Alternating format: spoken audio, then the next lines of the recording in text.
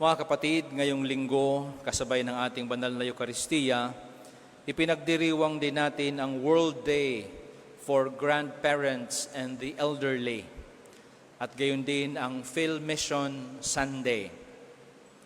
Ang pandaigdigang araw para sa mga lolo, lola at nakatatanda ay sinimulan ni Pope Francis taon 2021 and is being observed every fourth Sunday of July, close to the feast of Saints Joachim and Anne, ang mga lolo at lola ng ating Panginoong Hesus. Ito ay pagkakataon upang pagnilayan kung paanong ang presensya ng ating mga lolo at lola at mga nakatatanda at ang ating pagtanda ay simbolo ng pag-asa sa bawat pamilya at Kristiyanong komunidad. Sa kabilang banda, ang PhilMission Sunday naman ay espesyal na araw ng pananalangin at pasasalamat sa biyaya ng pananampalatayang natanggap nating mga Pilipino sa pamamagitan ng mga unang misyonero. Ito rin ay pagkakataon upang kilalanin ang papel ng mga Pilipinong misyonero sa pagpapalaganap ng mabuting balita, lalo na sa ibang bansa at sa pamamagitan ng Mission Society of the Philippines as the official missionary arm of the Catholic Church in the Philippines.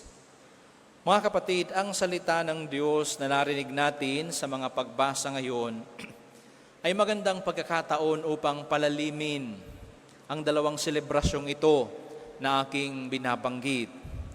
Kaya't dalawang punto din ang nais kong bigyang diin sa ating pagninilay, yamang may dalawang selebrasyon tayong inaalala. Dalawang mahalagang mensahe para sa atin sa linggong ito. Una, panalangin. Ikalawa, pamana. Una, panalangin o panalangin buhay. Sa Ebanghelyo mula kay San Lucas, nagsimula ito sa simpleng hiling ng kanyang mga alagad. Panginoon, turuan po ninyo kaming manalangin. Teach us how to pray.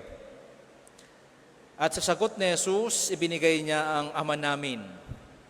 Panalangin, natitiyak ko na lahat tayo ay pamilyar. But the Our Father is not just a prayer in words. It is actually a way of life. Hindi lang mga salitang pananalangin, kundi paraan ng pamumuhay. Dahil kung titingnan natin ang Ama namin, makikita natin dito ang iba't ibang aspeto, mahalagang aspeto ng ating buhay Kristiyano. Pagpupuri at pagkilala sa Diyos, paghahangad sa kaharian ng Diyos, pagpapaubaya sa ating mga pangangailangan, paghingi ng kapatawaran at pagbabahagi rin ng kapatawaran, at ang paghahangad na mamuhay na malayo sa kasalanan. Hindi ba ito dapat ang maging larawan ng ating buhay? At sa panalangin ng Ama namin na itinuro ni Jesus, ipinapaunawa sa atin na ganito dapat tayo mabuhay. So this prayer is not just a prayer of petition.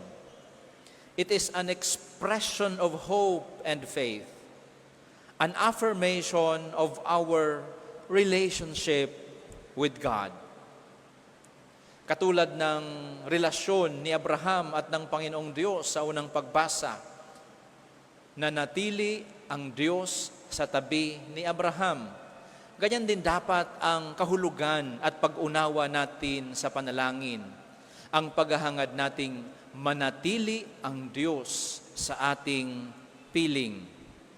Kaya't napakahalagang pinapalalim natin ang ating buhay panalangin. Hindi ba madalas ang mga lolo at lola natin ang unang nagturo sa atin kung paano manalangin? At hindi ba't ang pagdarasal din ang unang itinuturo ng mga misyonero sa mga komunidad na kanilang pinupuntahan? So, ang buhay panalangin ay mahalagang ating pinapalalim at isinasabuhay. Mahalagang binibigyan natin ng lalim at kahulugan. So it is good to examine and ask ourselves, how is my prayer life? Kumusta ba ang aking buhay panalangin? Gaano ko ba nauunawaan ang halaga at pamamaraan ng pananalangin? Not as words to ask the Lord for what I want, but to relate to the Lord beyond my needs. Panalangin hindi bilang salita ng paghiling sa Diyos, kundi pagpapahayag ng aking pag-ibig sa Diyos. May kahilingan man o wala, may pinagpapasalamat man o wala. Today, my dear brothers and sisters, the Lord invites us to deepen our sense of prayer, our practice of prayer. Yan ang unang mensahe at hamon sa atin sa linggong ito. Panalangin. Panalangin, buhay, at isinasabuhay. Ikalawa, pamana. Pamanang pinahahalagahan. Sa ikalawang pagbasa, sabi ni San Pablo, you were buried with Him in baptism. God made you alive with Him. Ang pananampalataya ay hindi lang paniniwala. Ito ay pamana, heritage, inheritance, legacy. Ang mga unang misyonero ang nagpamana ng pananampalatayang Kristiyano. Ang mga lolo't lola natin ang nagpamana sa atin ng ating kinagis ng pananampalataya, kasabay ng iba't ibang debosyon at pamamaraan ng pagsasabuhay nito. Ngayong Filipino Mission Sunday at World Day of Grandparents and the Elderly, ipinapaalala sa atin na ang pananampalatayang ito na minana natin mula sa ating mga ninuno ay hindi dapat manatiling sa atin lamang at hindi dapat magtapos sa atin lamang. Ito ay dapat ipamanang muli, ipamahagi, ipalaganap, ibahagi. Pinapalala ng tayo mga kapatid ng mga pagdiriwang natin ngayon na huwag nating kalimutan ang pamanang pananampalataya sa atin, ng mga misyonero at ng ating mga ninuno. At alalahanin nating bawat pinagpamanahan ay may pananagutan sa ipinamanang kayamanan.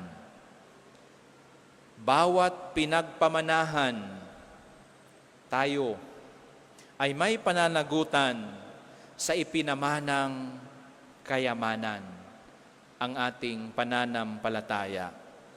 The gift of faith, the treasured values that were entrusted to us by the generations before us must be shared to the generations after us. The gift of faith that were entrusted to us by the generations before us must be shared to the generations after us. Dahil ang pamanang pananampalataya ay daluyan ng kinabukasang puno ng biyaya.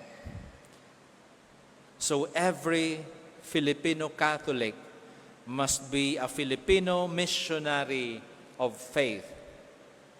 Gaano ba natin pinahahalagahan ang pamanang pananampalatayang ito sa ating buhay? Pamanang dapat pinahahalagahan. Mga kapatid, ngayong linggong ito, ipagpasalamat natin sa Diyos ang biyaya ng pananampalatayang ipinamana sa atin ng ating mga ninuno, mga misyonero at misyonera, mga lola't lolang ninuno ng ating pananampalataya. Ipagdiwang natin ang yaman ng ating pagiging mga Kristiyano. Simulan natin sa panalangin buhay at pamanang pinahahalagahan. Simulan natin sa panalangin buhay at pamanang pinahahalagahan. Ito nawa ang pagsumikapan nating gawin dahil ito ang hamon ng mga pagdiriwang natin. Sa grasya ng Diyos, mangyari nawa. Amen.